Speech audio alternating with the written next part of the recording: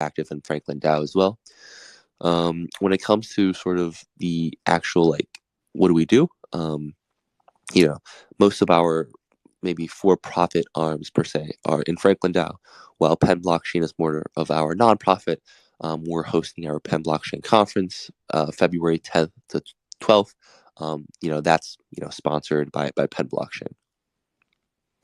Got it. And what insight can you give us into Quaker DAO? Yeah, I mean, I think Quaker DAO is sort of just like is just sort of like a bunch of people who are, a lot. I think honestly, like 80+% of them are like Wharton MBAs, who have, gone to Wharton. Either their industry has, sort of started exploring Web3 related things, or, just honestly anyone who sort of maybe works in Web3. It's a lot of VC. It's a lot of maybe, just, I guess, traditional finance bros per se. I got you. And you mentioned a conference in February only like other university folks can come to. No, for sure. I mean, this is something that we want to make educational focused, but 100% anyone can come. We actually, we're sort of almost gauging attendance per se right now. So if anyone here is interested, definitely check out Penn Blockchain, the Twitter page, and there's a couple posts highlighting sort of what's going on. A couple interest forms if a couple Google forms getting preliminary interest. But we're thinking of um, if anyone's in the Philadelphia area, is close to the Philadelphia area, it's about a hour and a half bus ride from New York. We have rented out our Penn Museum for the weekend. Couple sort of if you'd like to sponsor per se from an industry standpoint, we have a couple of VIP speaker dinners and such, as well as 2 full days of some good panels, some good conference speaker talks, and then as well as a concurrent hackathon for any students and developers who might be interested. Depending on how fundraising goes from our side, a very good chance we'll be able to compensate and sort of pay for travel and accommodations as well for a lot of students specifically. But 100%, anyone who's interested should definitely. We would love for you to come. That's awesome. And you mentioned that there's a wide spectrum of interests within the greater group, within the greater Penn blockchain group. I'm curious to know how you guys operate, how many times a week you all meet. What are some ways that you're educating crypto newbies? You guys have workshops. Give us some insight into the way the greater organization operates. Sure. So I think, generally speaking, right, Penn blockchain as a whole, the couple hundred or so people, the few hundred people, that's maybe sort of an educational focused club, right?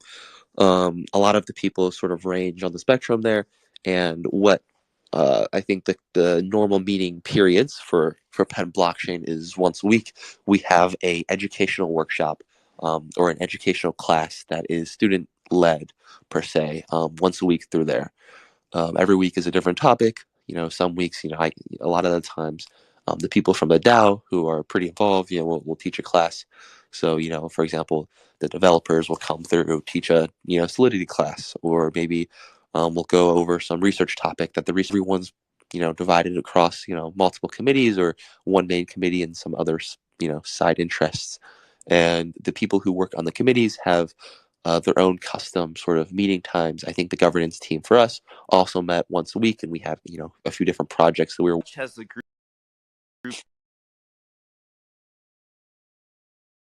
and I think you broke up a bit for me when you were saying the total number. I believe you said it was around 2K members, but I might be mistaken.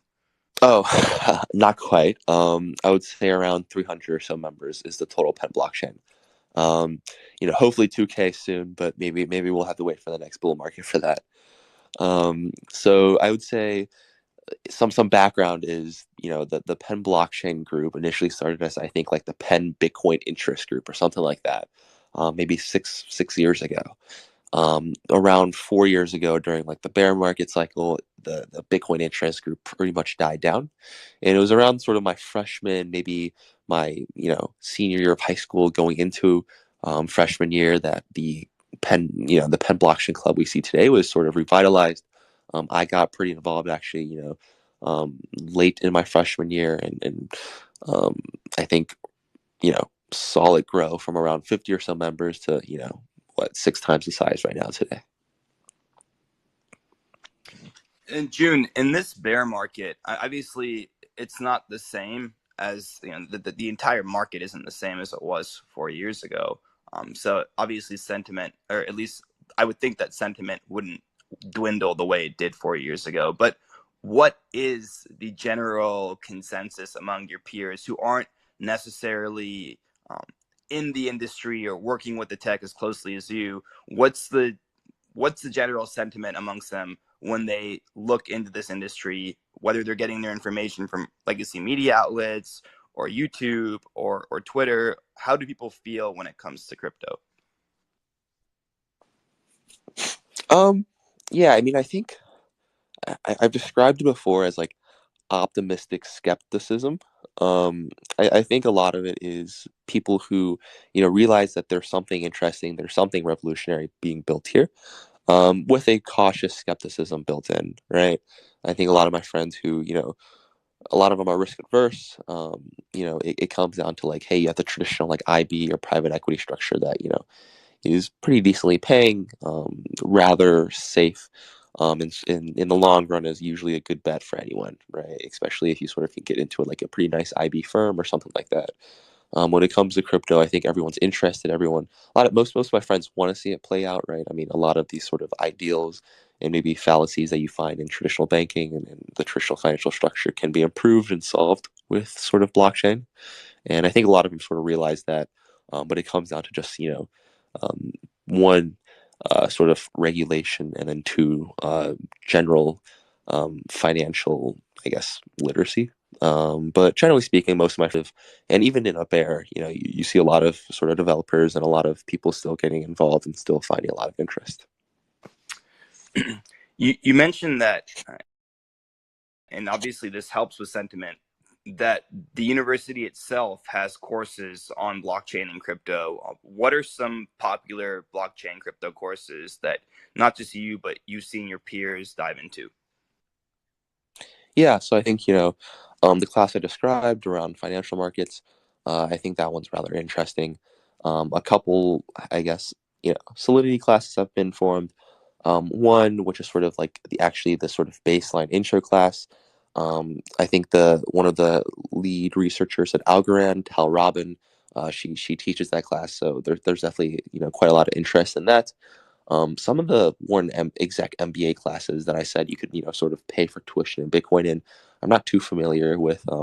Unluckily, I'm not an exec MBA, but I have heard good things, and a lot of maybe sort of research and the sort of developer focused classes. June, if there's one thing that you could convey or drive home to your fellow peers to help them really get on board with this tech and this industry, what would it be? Like, let's say I'm one of your peers and I'm kind of on the fence. Like, how would you bring me over? Yeah, I mean, I think for a lot of my friends, right, especially a lot of my friends in school, it comes down to sort of like, in my opinion, an asymmetric payoff. Yes, you're taking on more risk, but I think one, um, a lot, oftentimes, right, a lot of my friends are rather risk averse, and they'll settle down 100% for maybe the 100,000 or $200,000 paying job versus taking like a 20% shot at 10 million. Right. While even though the expected sort of EV, right, in poker terms per se, is higher. And I think it comes down to similar bets in crypto. You're taking on higher risk, but I think at the end of the day, the EV is still, you want to sort of get more involved or sort of have it, dwindle out or stay as a side hobby. June, where do you see the university, or rather,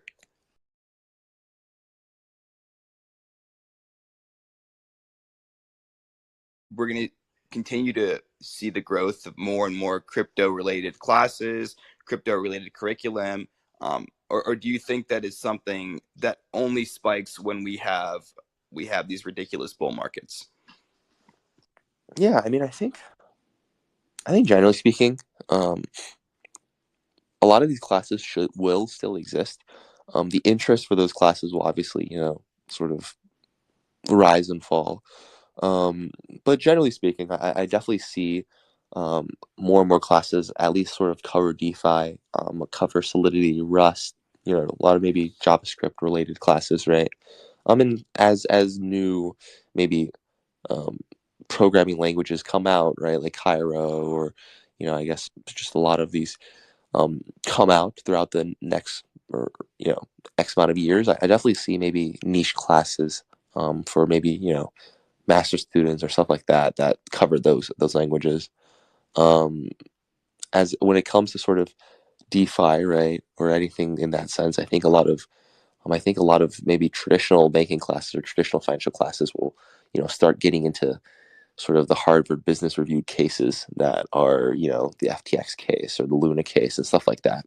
So I think definitely exposure as a whole will be greatly widened in the next couple of years. You're in your junior year right now, so senior year, and then you're going to be on the market for a job. What is your dream job coming out of college?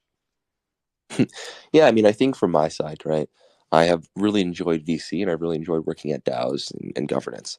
So I think, for me, it comes down to just sort of, I'm playing it by ear. I think I'm lucky enough where I met a great number of people who have, opened the door of, opportunities as well as sort of taught me a lot. And so I think it comes down to sort of, not maybe a gray area when it comes to where where I'll be starting my career per se after college. But I think ideally where it ends up being is, you know, I have a couple of good ideas, but it comes down to just, you know, I'm confident that in the next, 5 years or so, or 10 years, I'll find like a good idea that I think I can have some legs to it and create a startup of my own. All right, so for the second part of this space, I want to ask more personal questions, June, still Yeah. pertaining to this industry, but I really do think that your generation is going to be one of the big catalysts into driving adoption and driving the next wave of interest in this industry. And the main reason for that is you guys are young. It's easier for younger people to absorb new things and be open to new things. Myself, I'm a millennial, and even within my own circles, I find it sometimes very difficult to convey the value and the potential of this tech to a lot of my friends, especially when they are conflating things like the FTX fiasco with the Bitcoin blockchain and conflating the Bitcoin blockchain with some random shitcoin that they were rugged on during the bull market. And so I find that when I'm speaking to people like you and even people who are still in college and high school, it they seem to just have a better grasp and understanding that, hey, this is here to stay. And a lot of them say, oh, I got my mom to buy me some Bitcoin on Coinbase because I'm not old enough yet, or so it's something where I really just see it becoming more and more part of our lives as we progress. I would love to know what you think about. Well, actually, let me phrase it like this. Let's start with Bitcoin. What do you think about Bitcoin? Do you think it's ever going to get flipped? And do you think that it's always going to be correlated with tech stocks? Yeah, I mean, personally, I think Bitcoin is sort of there as the store of value, right? I'm personally, an EVM fan, and I think eventually Ethereum, yes, will flip Bitcoin. Um, when it comes to sort of correlation between Bitcoin and I just said tech stocks, um, I don't know. I think the last few years has sort of taught me to sort of not really, I'm not a financial planner, and I think it comes down to the point where I realize that a lot of my sort of general maybe stock movement and crypto movement predictions have been just sort of completely shot out of the water.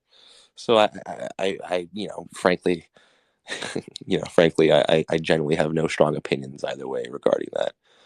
Um, I will say the one thing I am pretty strong about is I do think Ethereum will eventually someday overtake Bitcoin.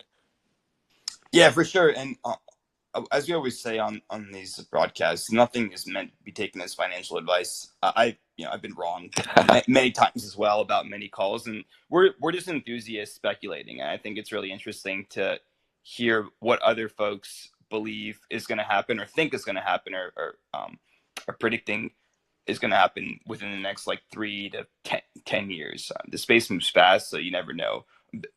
That said, you seem to like the EVM and you seem to like Ethereum. Do you believe the merge was the right decision?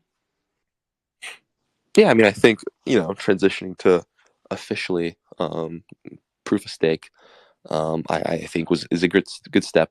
Um, Even from just like a PR standpoint, right? When it comes to sort of the energy consumptions and all that sort of stuff.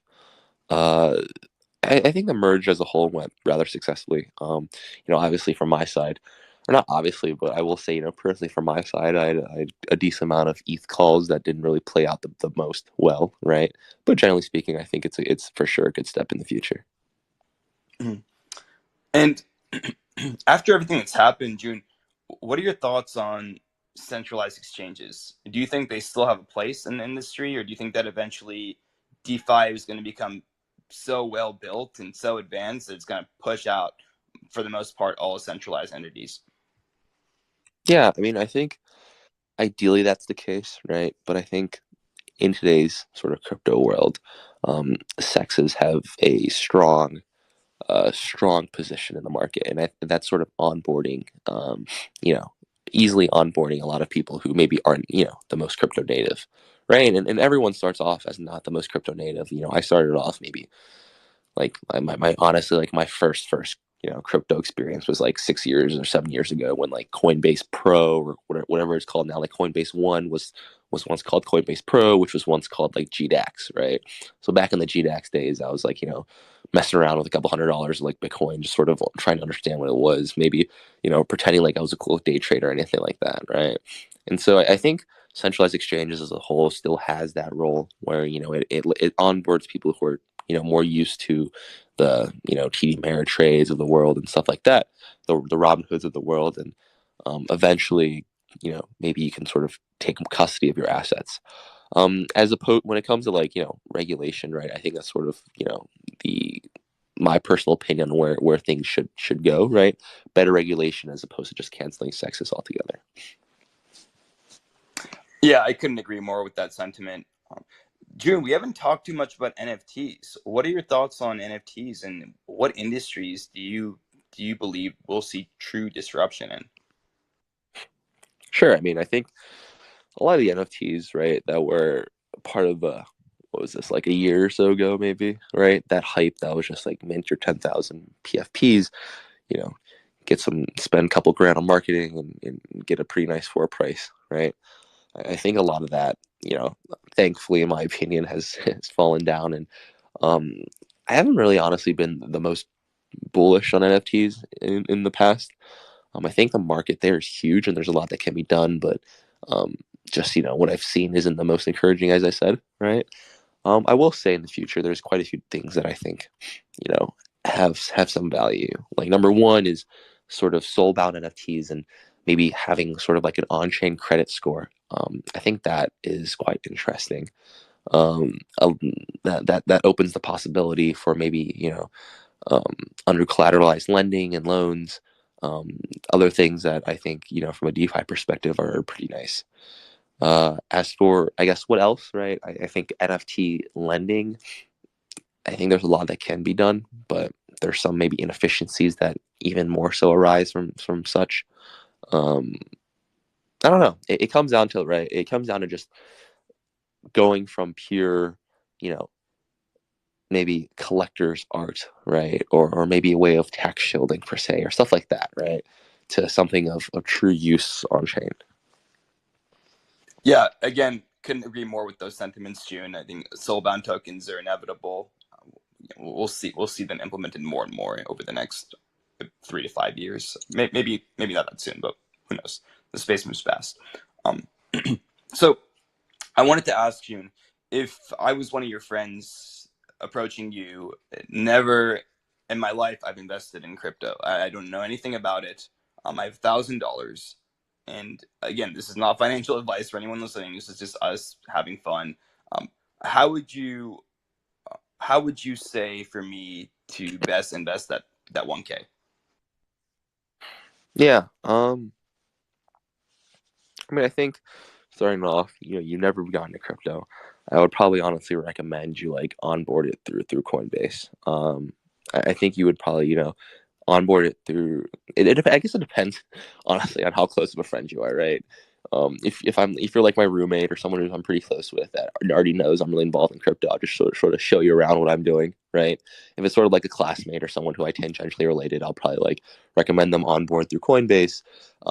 Mess around, spend not more than maybe 5 to 10% of their portfolio on each token, or on a single token, right? Sort of show them the ropes per se through there, maybe talk about what these tokens they're buying, what the core protocol actually does, and maybe they can sort of form their own investment decisions around there, right?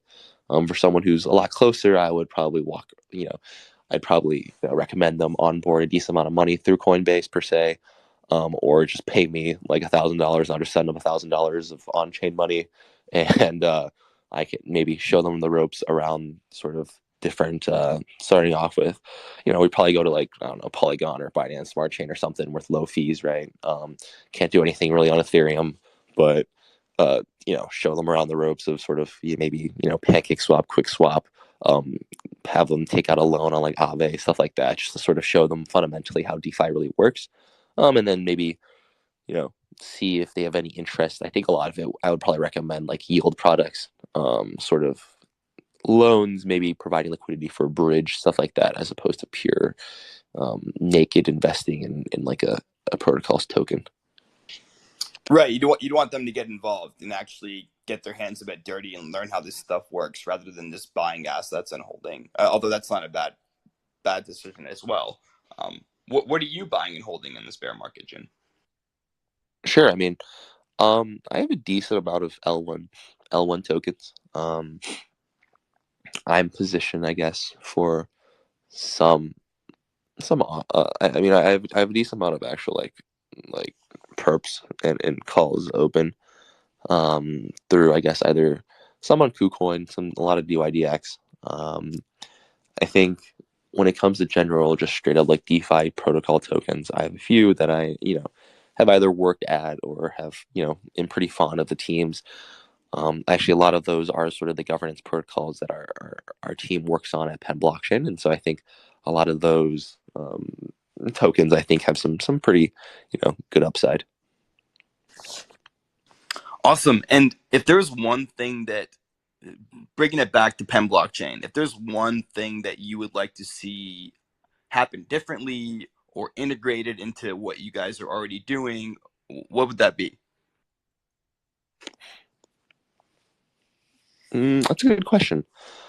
We'd love to sort of get more involved with more protocols, whether that's just purely connections or maybe different ways we can be delegates for different protocols. There's just so much cool stuff out there that I think um, bandwidth permitting, we'd love to get more and more involved. And for those that might want to sponsor or get involved more than just attending one of these conferences that you mentioned, I think you mentioned in February. Uh, how would they go about doing that? Let's say that they want to actually help you guys put on a show rather than be attendees. Yeah, so 100%, I'd say just the first step is reach out to the Penn blockchain account, reach out to me. I'm classic teenager such vibes where I'm always on my phone. Um, so definitely just reach out. I'll respond within the day, and we can just set up a call regarding sort of customized packages or a customized sponsorship. We've done anything really, a wide variety of things in the past. Right now, we're fundraising a lot for our hackathon and our Penn blockchain conference. So maybe you'd like to sponsor like a hackathon track, or maybe you'd like to sponsor sort of a speaker panel or something that maybe give a talk per se at our conference. We have a whole sponsorship package that our events team has put together, and sort of given down sort of the benefits and such of each sponsorship. As for maybe semester long sponsorships or other sponsorships that aren't dealing with the conference, just reach out. Happy to talk about anything. That's awesome. And do you guys work with neighboring universities and institutions, or is it strictly within the own within? the Penn ecosystem? We have worked together in the past before, and it's something that we want to do more and more so in the future. I think, you know, a lot of the environments and a lot of the stuff we do work on, it should be collaborative in nature. And I think, getting together with a lot of the other pretty well-known student clubs and other student clubs we see doing a lot of great work is something we want to do more and more so in the future. And June, we're heading towards the end of the AMA here, but I wanted to again ask some more one-on-one questions. What do you think? I mean, I've mentioned earlier that I think one of the next, obviously, education is huge, but what do you think the next big catalyst is going to be in with respect to big waves of money and adoption and interest flowing into this industry? Yeah, I mean, I think so. I started off as sort of like a DeFi degen, right? And I think there's a lot of maybe benefits that the traditional or like the normal sort of degen enjoys, right? But I think after the last 2 years and a lot of sort of just crappy things happening, right? I think it's really hard from an institutional perspective to sort of give that appeal, right? To sort of attract that person. And so I think one, it's just a waiting game as we see sort of more and more financial and maybe honestly just like legal jurisdiction being built.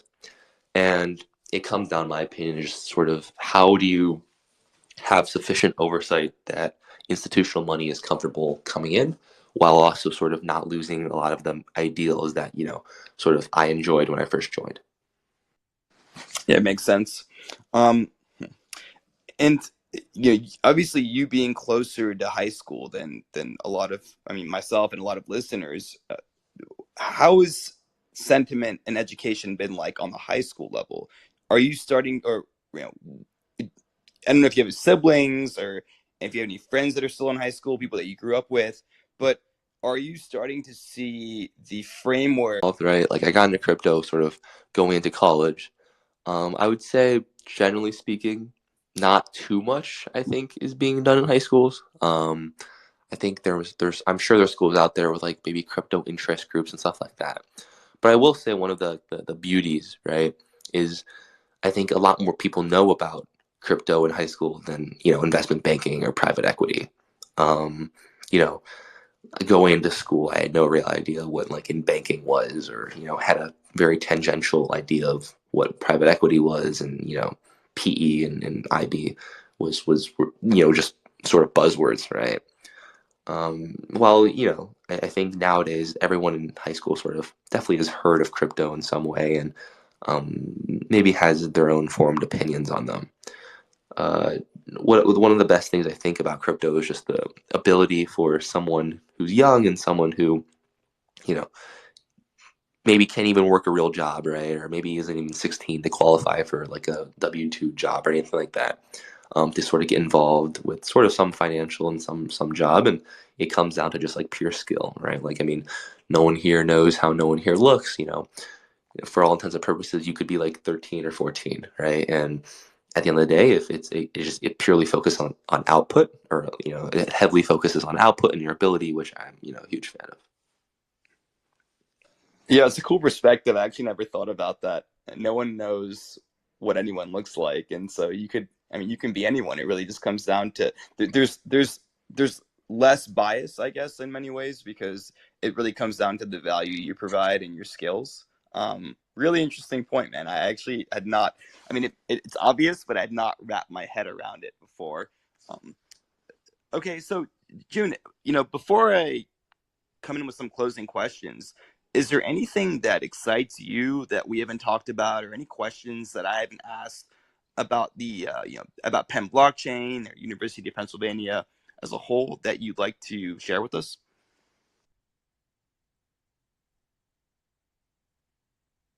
Yeah, I mean, I think everything was pretty well covered, right?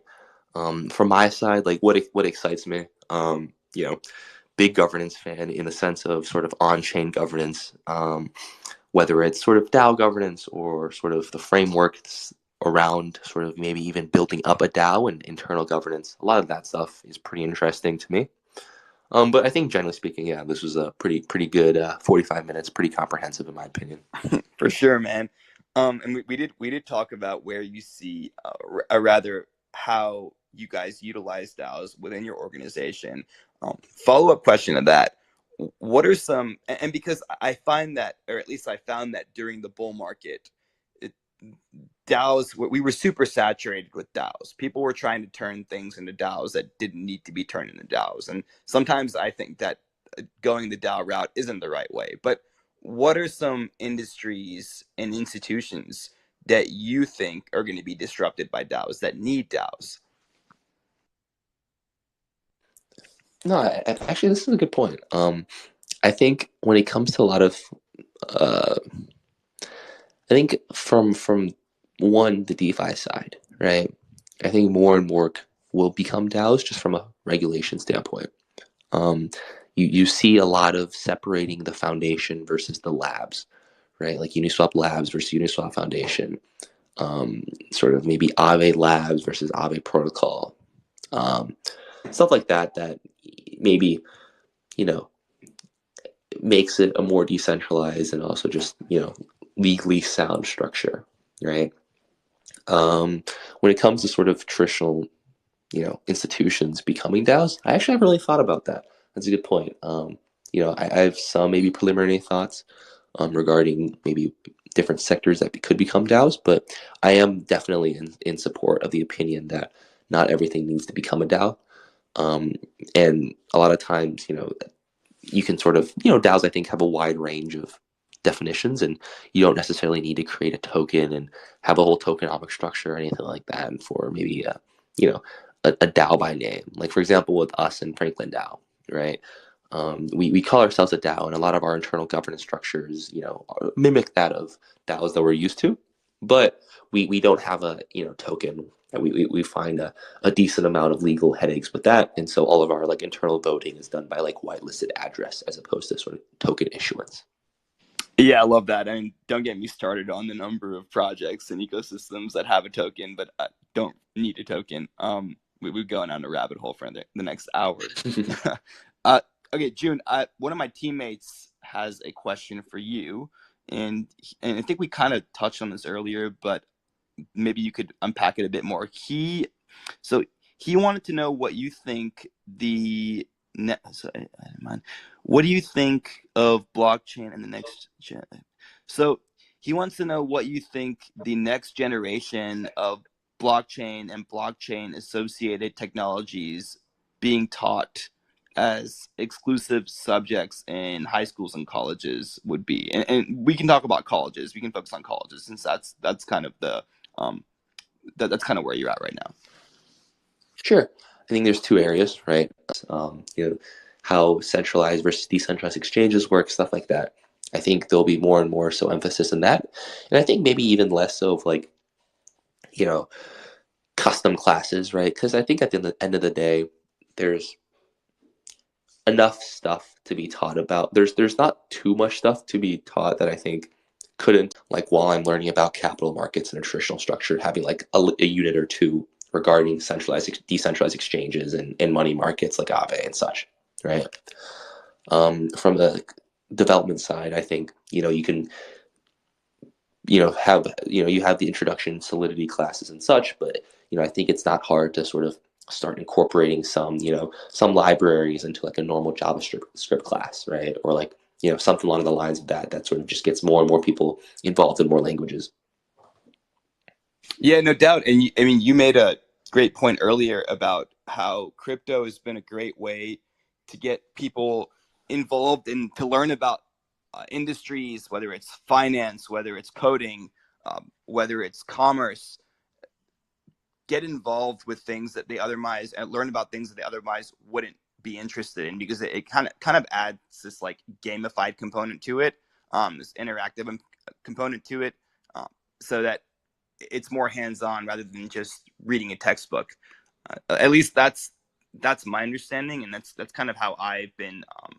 I've had a much easier time learning about this stuff over the last 4 years than I did, at the university level, cramming for exams and reading textbooks and some of it still, some of those study kind of study strategies still apply to what I'm doing today. But for the most part, I find that the like interactivity of crypto and the community make it a lot easier to learn about things.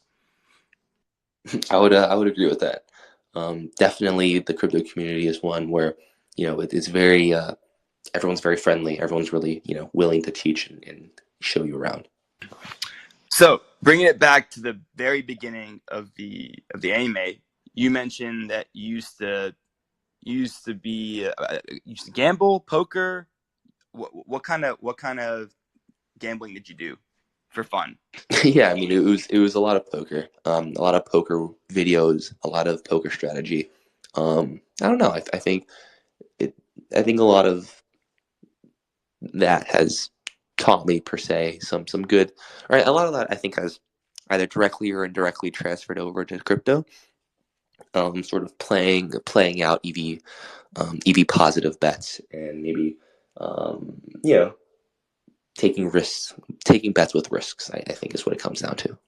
Yeah, that was my question. I was going to say, apart from the degen uh, aping and kind of 10x's, 20x's, where did you find the skills that you learned playing poker translating over to the crypto world? But you kind of just gave us a breakdown of that. I was very curious about how those two worlds overlap. They obviously do, but as someone that has been a part of both, it was it was obvious to me that you probably had a better answer than I do.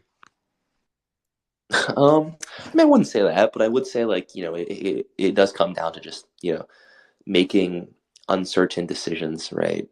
With risk in them, and putting up your own money, putting out your own skin in the game to you know I guess it comes down to sort of this like asymmetric bet option again, right?